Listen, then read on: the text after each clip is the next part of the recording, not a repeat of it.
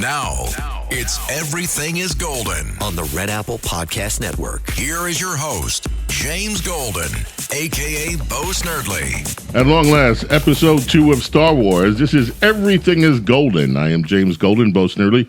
With me is T.J. Williams. He is a brilliant young man who has studied the world of science fiction and fantasy. He chided me on our first podcast that Star Wars isn't really fantasy. It is, technically, it is science fiction and not fantasy. It's all fantasy, in my point of view. We left off last time, TJ, did we not? We discussed some of the episodes, all of the episodes, but we did not go in depth into the last three, the last series of Star Wars. Of course, they have a new director who has been announced. This director says it is one of her key missions in life to make men uncomfortable. And that has given rise to, where are they going with this?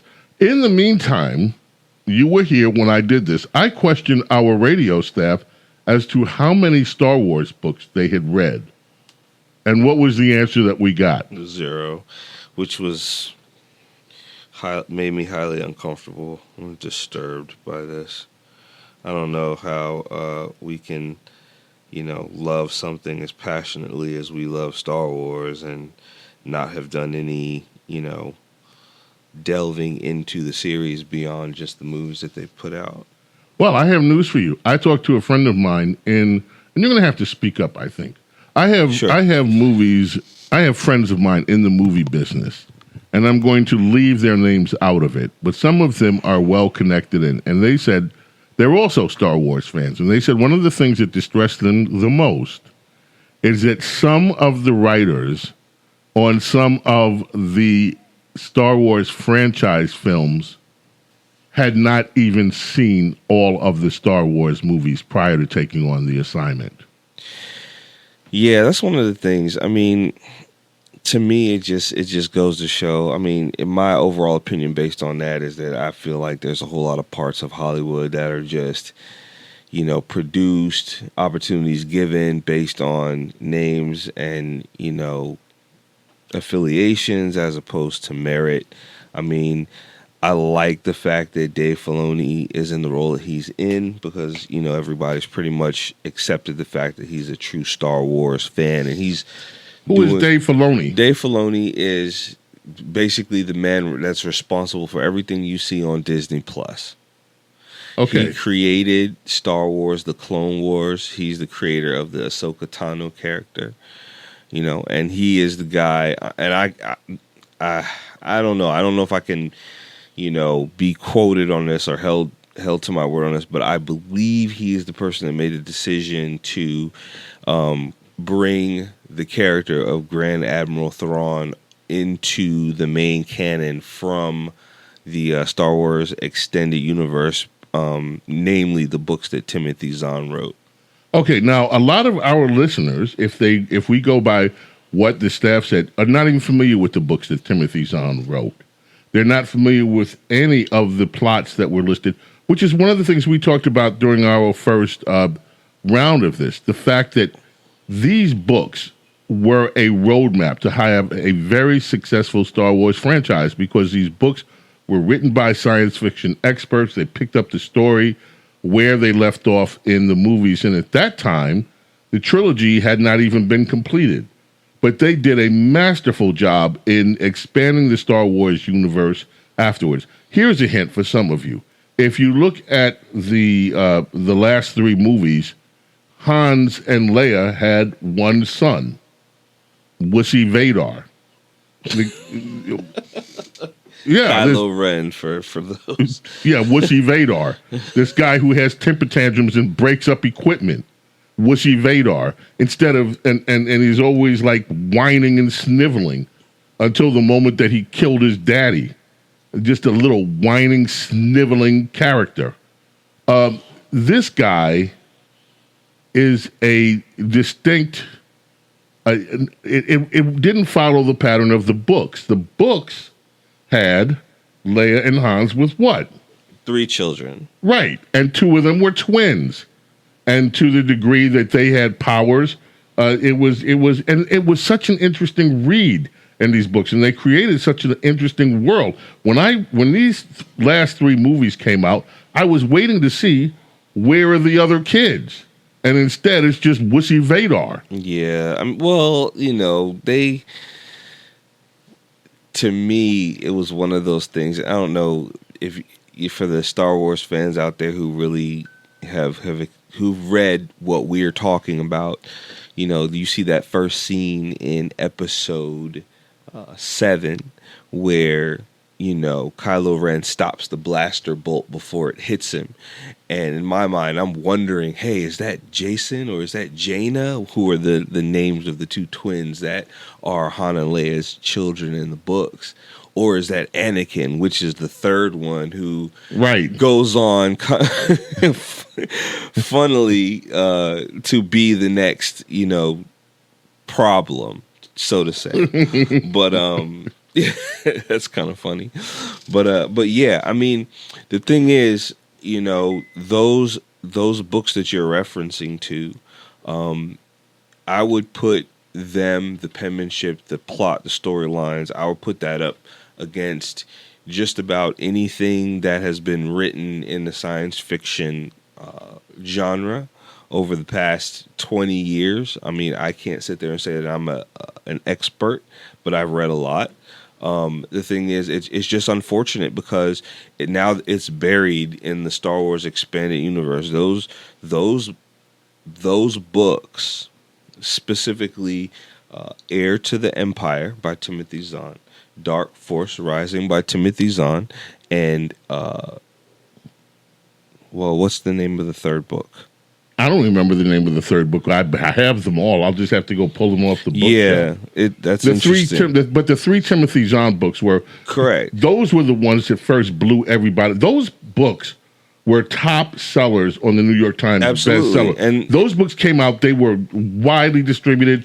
All of them went up to the top of the New York Times fiction bestseller list. And there was such a buzz about those books. People couldn't wait to read the next ones. It's been decades since I've read those books. And all I remember from them, I remember basic themes from each one, but they were amazing. And then the books came out later on for the Phantom Menace and all of that. But that wasn't until after the books had already outlined what the universe was after the first three Star Wars movies. Yeah. Yeah, and just to clarify, the last book's called The Last Command, and they were released in 91, 92, and 93. So yeah, it's been quite a while. But then even before then, I remember there was a book, and I don't remember the name of this one.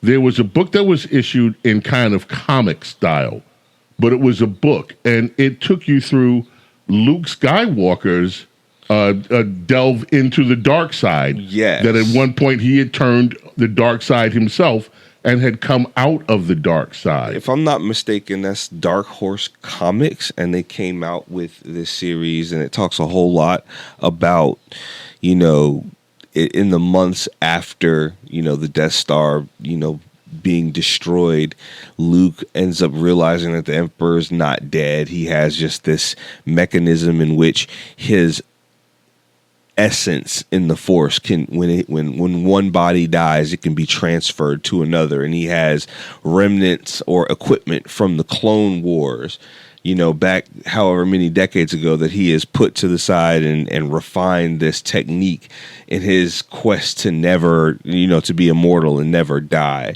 And so, that of course wraps up with Luke, killing him, which basically, I have a feeling that now that I think about it, that those comics could have been one of the primary reasons that they had to cut the canon. Because if they were planning on bringing Palpatine back in any way, shape, or form, they had to do something about that storyline. It was a really popular storyline. I remember I was in college when that came out, and one of my first jobs, I was working at a Barnes and Noble of all places, because you get discounts on your school books when you work at the bookstore, and it was a little hustle, I guess. But those comic books flew off the shelves. Right. They flew off the shelves. And that was one of the primary reasons that I got a chance to read all that stuff, because when they came in, I'd be right there, the first one because, Barnes & Noble, the one thing that's great about them is, they have a lot of the stuff. You know how comic books come sealed up and everything, but they have their little newsstand, which was, one of the cool things about bookstores these days, where they have all the magazines, all the comic books, and you can come and sit and read all day, and they don't even care. You don't have to buy anything like that. It's one of the experiences that I miss from a bookstore these days.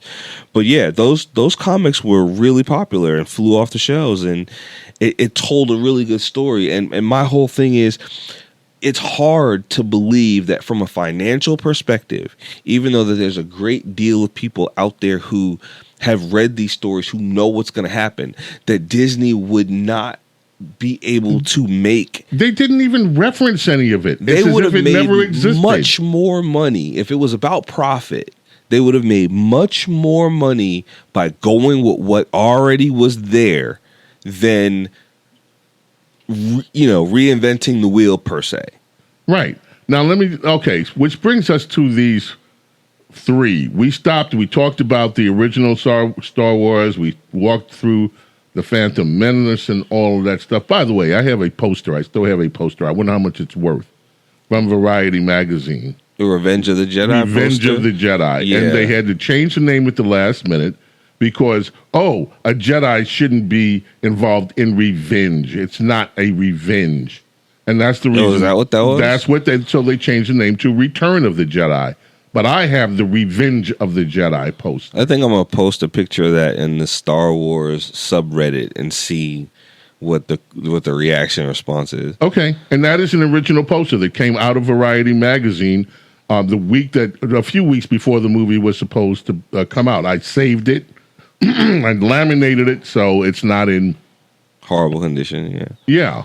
And I still have it. Now, let's talk a minute before I know I keep teasing those last three with the girl. And I don't even Daisy, whatever her name is. Daisy Ridley. Yeah, whatever. It was just such a disappointment to me. She's a very nice woman. No doubt. Okay, I'm not, and this is not an attack on her. She didn't write her role. She went into the role. No. My beef is with the writers on all of this. So you come in, people are heavily invested in these movies. For me, now this has been how many decades of Star Wars since I was in my early 20s, late teens, early 20s with Star Wars. Right, it's going to be 50 years soon. Okay, and so you get to this age, and all of a sudden, everything that this girl does defies all of the storyline up until then. What we're told in the original three, Luke has to go through training. He has, and he skips on his training, and so afterwards, they made a point. He's going back to see old Yoda and finish his training. He gets there, of course, Yoda conks out. After 900 years, you would be, okay, whatever. So Yoda dies. So we don't know how Luke finished his training, but Luke somehow ends up finishing his training well enough to kick Darth Vader's butt and help turn his daddy back into the good guy. Okay? Yeah. All right. And then everybody's happy. These stupid little Ewoks are happy. You had to bring that up. Yeah, those stupid little teddy bears are happy. The Ewoks. And then they're almost as bad as Jar Jar Binks. It was cool. They weren't the worst ever. No, they weren't the worst. Jar Jar Binks was the worst. we could, but we covered that already. If you put the Ewoks in certain parts of episodes 7, 8, and 9, it would improve the movie. If you put a movie inside 7, 8, or 9, it would have improved the movie. So you have this girl. She's running around the desert. You have this black guy that they can't figure out what to do with. At first, it looks like he's going to maybe be another Jedi. In fact, they have him on the opening posters holding a lightsaber. By the end of the movies, you have no idea why this black guy is in the movie, except he's a black guy. We needed somebody to break the color line. They've totally destroyed whatever role he was supposed to be. He's a nothing. He's in love with he looks like he's falling in love with the Daisy girl. The Daisy girl kind of looks like she's asexual, not in love with anybody. Then they have the little Asian girl that is shining on him, and he's not giving her much rhythm. And he doesn't have a lightsaber. He's not fighting anybody. Except just minimal fights. But he's kind of a wasted character. The guy that was the fighter pilot, he's a wasted character. I mean, the thing about it is, Star Wars, the handling of the franchise was not done in a manner that's consistent with the lore, the reverence that it should have. Okay, the reverence. Yeah, that's the proper way of saying it. The thing is, Star Wars, there's a lot of people who will debate the quality of the writing of the first three or the first six that George Lucas did. And I get it, and that's a completely separate debate. Those are great movies. Right?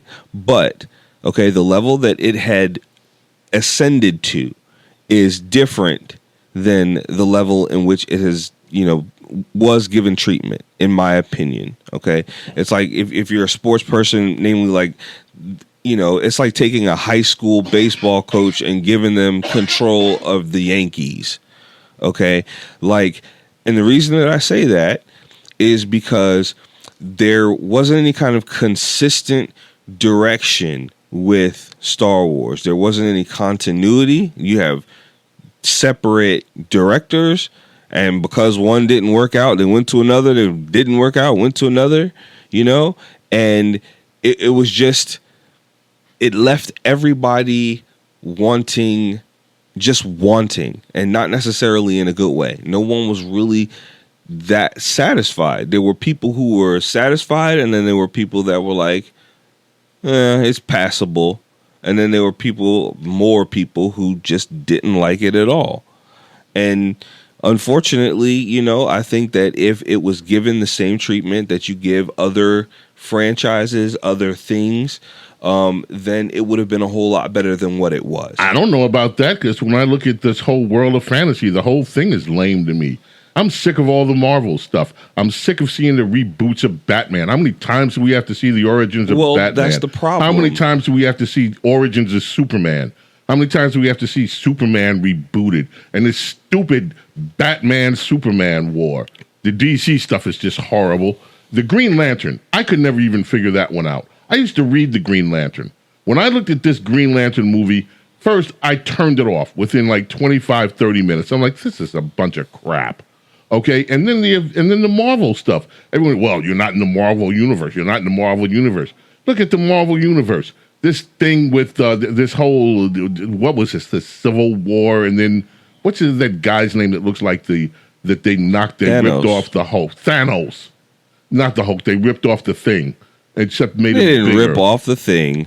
He looks just like the Thing, except they made him bigger and uglier. Thanos is an age-old character, lame. And the Thing is actually was lame.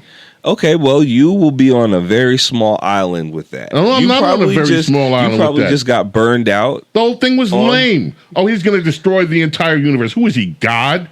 No, he's just Thanos. No.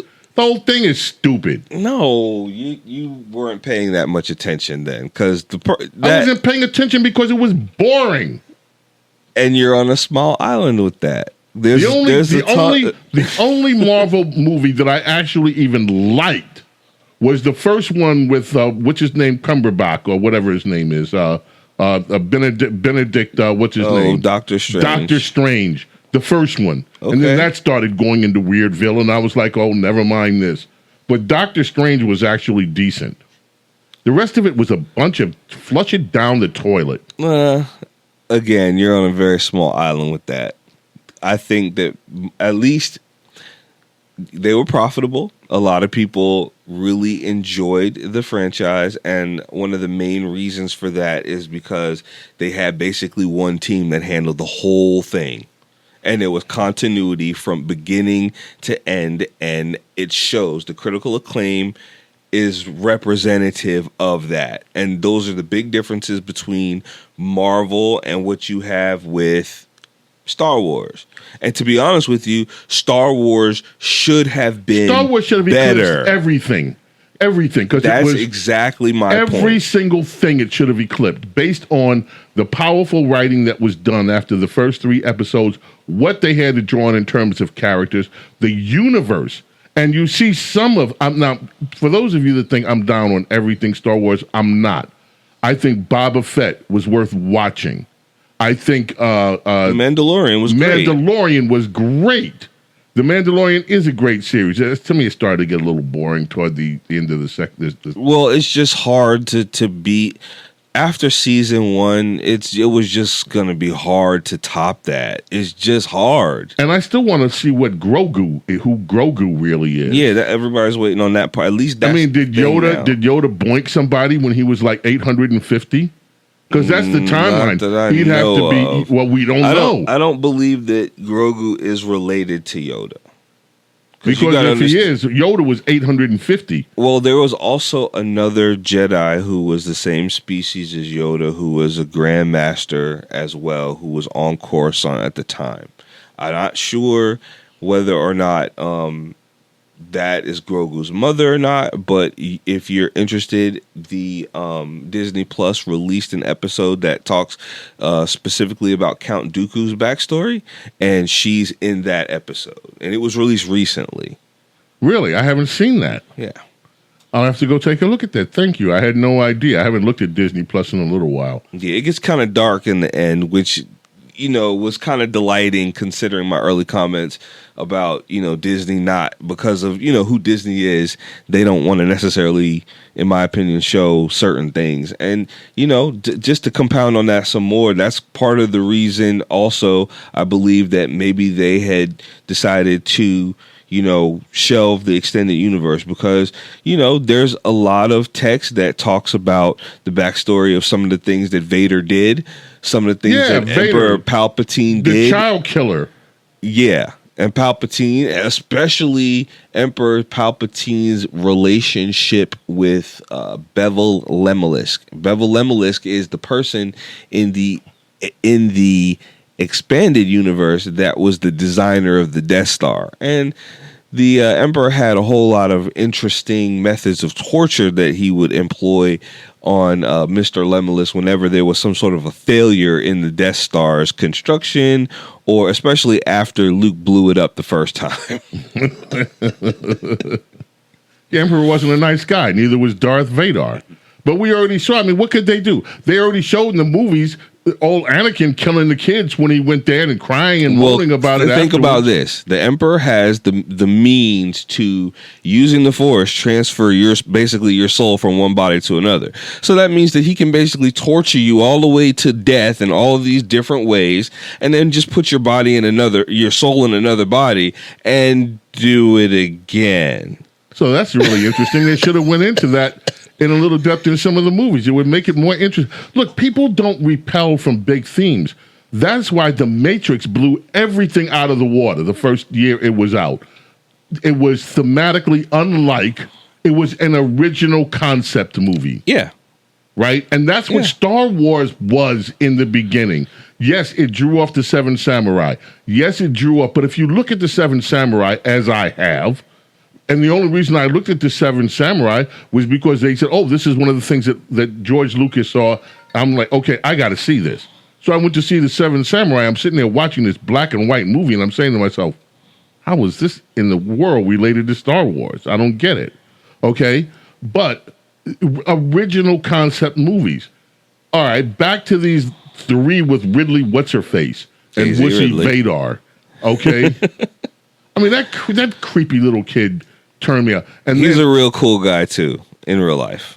I don't care about real life. I'm only watching him in the movies, and he's a wuss on the movies.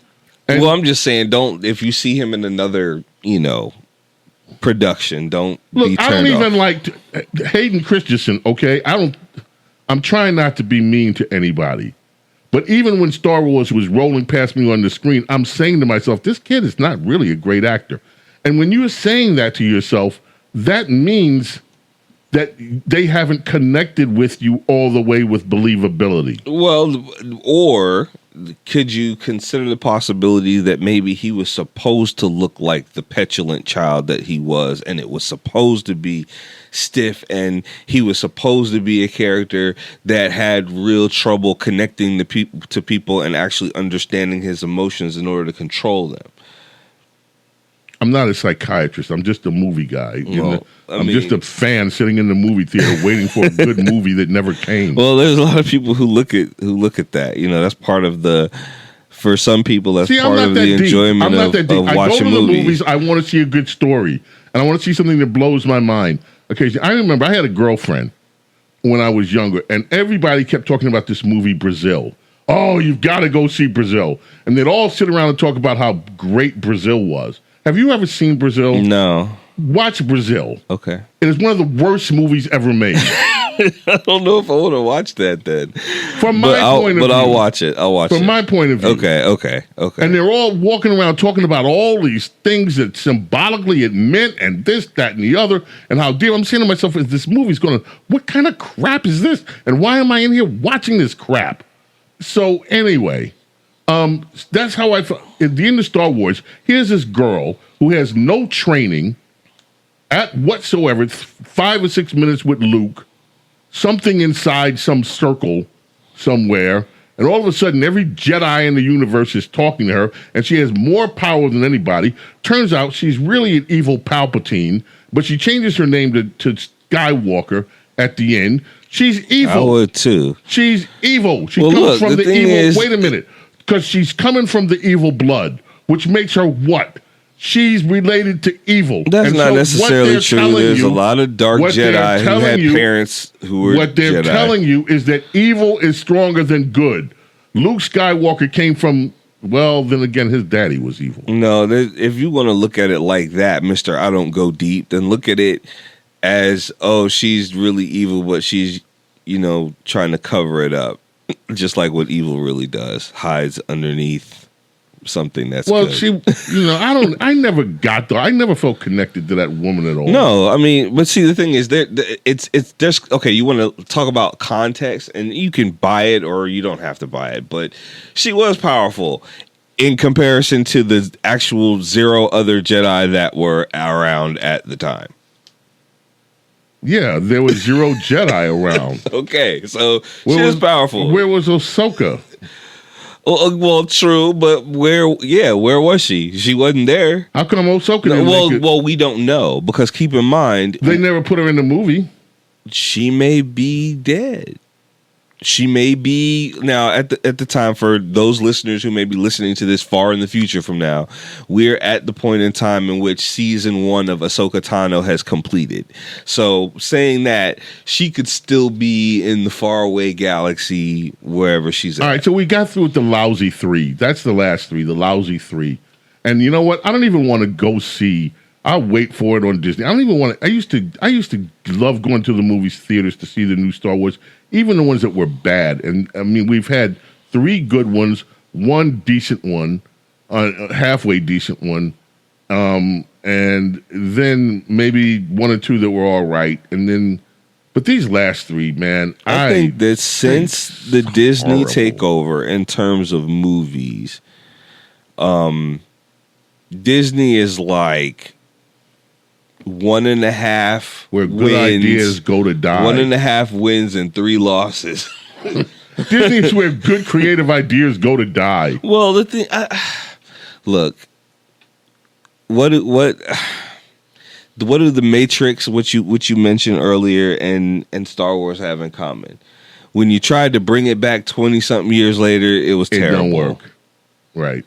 Because you're trying to get the right now hot guy to direct and produce it and this, that, and the other, instead of going with the people who are the diehards who've been there since the very beginning and know the tone, and you try to compensate for that by saying, hey, we're just going to appeal to the new generation. I don't know whether anybody in Hollywood ever gets this. There are some stories you should just leave alone.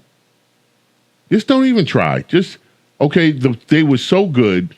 Like, if they had stopped it after those first 3 Matrix, that would have been fine. Well, it's ego. They just want to make their mark and have their name on it in the limelight instead of just, being able to say, hey, I was one of the architects of everything that went on, and you may not know my name.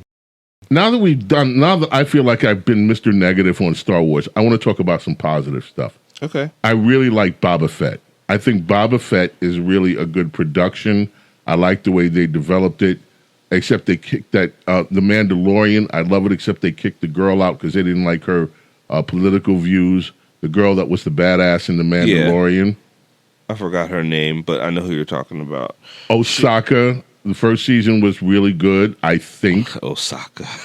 I always think it's about Japan when you say that. I know, Ahsoka. I do it on purpose. I know. Ahsoka Tano. I know. But yeah, I mean, there's a lot of... Listen, this is where I'm at. Boba Fett, we're at the point right now where Boba Fett needs a blockbuster season. It got off to a great start. It started to kind of stall a little bit. And what's his name died. Yeah. And the thing is, like, yeah. Okay. There's been some deaths. Okay. We got the gentleman in the Boba Fett. I forget his name. Apollo Creed. Yeah, that guy. And then we got Ray Stevenson, the guy who was playing the on the fence Jedi in Ahsoka Tano. And he had a really good character, a really good arc as well. And I'm sure that they have plans for him going forward. So he has to actually be recast. Somebody else has to play that role coming up. I'm not so sure about the other one. You can kind of kill him off or write into the story that he died somehow. But Ray Stevenson has to be recast. And those 2 plot points have to be addressed flawlessly. Okay? All right, what's the other one? The one where they went back and got the guy from Rogue One. Okay, that is... why am I having these blurs Yeah, see how today? Exciting they are? Yeah, yeah, they are. You know. Well, you're in front of us. Just Google it. I got okay, I mean, daggone it. right here. I mean, but Rogue One was the best Star Wars to me, except for, and we mentioned this the first episode of this, except for The Empire Strikes Back was to me the single best Star Wars movie there ever was, and then comes Rogue One. Rogue One blew my mind. Yeah. Rogue One was great from beginning to end. It was seamless. The only thing that I could say that I wanted more of was Darth Vader in action. Yes. Now, trust me, I got Darth Vader, and it was menacing, and it was everything that you got chills when you saw him. Like, I don't really want to be in that screen. I'm glad I'm just a fly on the wall watching this. Okay?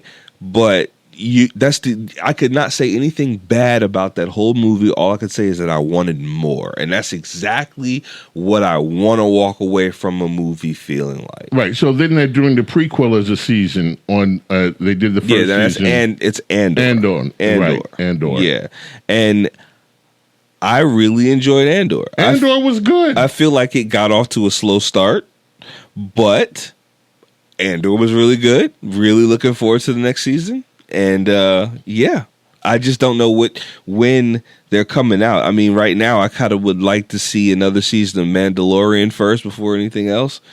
But that's, that means that they're doing the rotation the right way. I want to see him in order. I want to see Mandalorian. I want to see Ahsoka.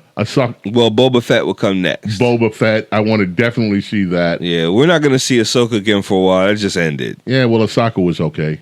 And then, but I want to see her too. And I like the character. Who's that lady? Dawson is her name? Rosario Dawson. Yeah, she's good in that role. Yeah. She's just good. She's good to look at. She's just good. Yeah. and then Andor. right? Yeah. And then so after that, what should they do after that? Well, they have another show that's coming out called The Bad Batch. Okay. Oh, they're taking that from the animated bunch. Yes, which is really good, and I believe they're doing a live action of The Bad Batch. Maybe it's a rumor, but The Bad Batch, they have another season that's getting ready to come out, which is great. And really, that's all I know. If it were me, you know what right I would now. do with the franchise if I had my wish list? I'd go back in time and go almost to the beginning of the Jedi and show how the Society of the Jedi Knights started, how it grew, and completely new characters, how the lore became what it is, and then I'd go into a different, because this is all that galaxy.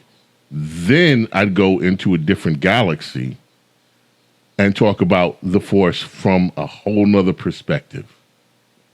Is how I would. That's interesting, and I'm pretty sure it's probably been thrown around some focus group conference room table at some point. But yeah, I mean, that's actually really interesting. I have to give that a little bit more thought. I mean, there are certain little points in the Star Wars story where you could say from this point things moved to a different galaxy and developed in a different galaxy. Ahsoka Tano, sorry, spoiler, spends part of the time in another galaxy. So, there's opportunities to create new stories from that perspective. Now, in terms of going back, there's a lot of lore that goes back and talks about the Old Republic, and you can still include a lot of the Old Republic with the new canon because there's no overlap. That was a bunch of games. There's a lot of there's Knights of the Old Republic 1 and 2, which are considered by a lot of people to be two of the greatest video games ever made. There's an Old Republic like massively multiplayer game that I know of that's on PC that has been going strong for over a decade. And some of the new books that the new generation of Star Wars custodians have been putting out come from that timeline, from the Old Republic, which is about 10,000 years before. How come they didn't do a movie on The Apprentice? That was a badass game. Yeah, those two games were really good. What he's referencing is Darth Vader's Secret Apprentice, which was, not uncommon from the Sith. You always are planning to overthrow your master, but you have to have your apprentice ready to go from the jump. So there was a whole storyline given to that, and it materialized, I believe, in a book and a couple of games. The games were they were really good. Yeah. Violent. Very violent, but really good. Yeah. Actually fun rather than watching some misguided, feminist-laden Jedi stuff that nobody can relate to except a bunch of femmes. I'm serious. I mean, this woman that they're bringing on, my job, I love making men uncomfortable. Well, good for you. I don't want to go be uncomfortable watching something that I loved. So good luck directing, and I don't want to see that crap. Yeah, I mean, I hope that, her meaning is more than just the words. There's the context behind it. There's movies that I've really enjoyed that parts of it were uncomfortable, and they needed to be in order to enjoy the movie, right? To get the point. I wouldn't necessarily go so far as to say that I seek to make an entire demographic uncomfortable. I just want parts of the story to be uncomfortable in terms, so that in order to provide context. And, I would hope that that's what her comments, meant. So anyway, I guess that's the end of this. Star Wars good, Star Wars bad. I really want Star Wars to be really great. I wish there were a way to just get it out of the hands of those people that have not done good service to it. And this is one where I would love to see a reboot, and I'd love to see a reboot of it that does the whole franchise right, and just put these things in the mediocre age of filmmaking. I think they decided they're just going to move on and try to make people forget and just get into the new story instead of worrying about how the last story wrapped up. To be perfectly honest with you, they could have just done that. They could have just completely said that's it and went 20 years in the future and they started a whole new thing. That's what they should have done. They could have just did that. But I think I think honestly that they did want to do that. It's just that the fans wanted to see, Han and Luke and Leia and all of that, and they weren't necessarily satisfied with it, with the ending being the ending, and so they tried to, walk the fence, and it didn't really work out as well as I would have hoped it. But, hey, so there's a lot of people who are in the new generation, millennials and younger, who have not seen the original Star Wars movies, but have only seen 7, 8, and 9, and they're like, hey, those were good. So, I mean, I don't understand how the whole Palpatine in the robot chair was cool, but yeah, there's that. All right. Anyway, everything is golden. That's it. That's our Star Wars Part 2. Listen, we have to have a way for people to interact with us on Star Wars. We're going to think about that, and we're going to come back and figure it out. We were talking today about if you're interested in some of these books or something, hit me up on one of the shows on WABC or hit me up on my Twitter at Bo Snerdley or something. Find some way to reach out to me. And just say, I want to know more, because we're thinking about making some of those books available for people. So anyway, that's that. It's Star Wars. Do you still consider yourself a Star Wars fan? Yeah, I'll always be a Star Wars fan. Me too. You don't have to agree 100% with, someone else to be able to find enjoyment. I wish most politicians in this country right now would feel the same way. Yeah, I'm going to be a Star Wars fan for life. I'm just kind of a disgruntled Star Wars fan, and I'm hoping that in the future I can be a full-fledged, this is the best story ever written again fan. So, yeah, because right now Star Trek is kicking everybody's butt with how they're handling the continuing story. Ooh, and there's that.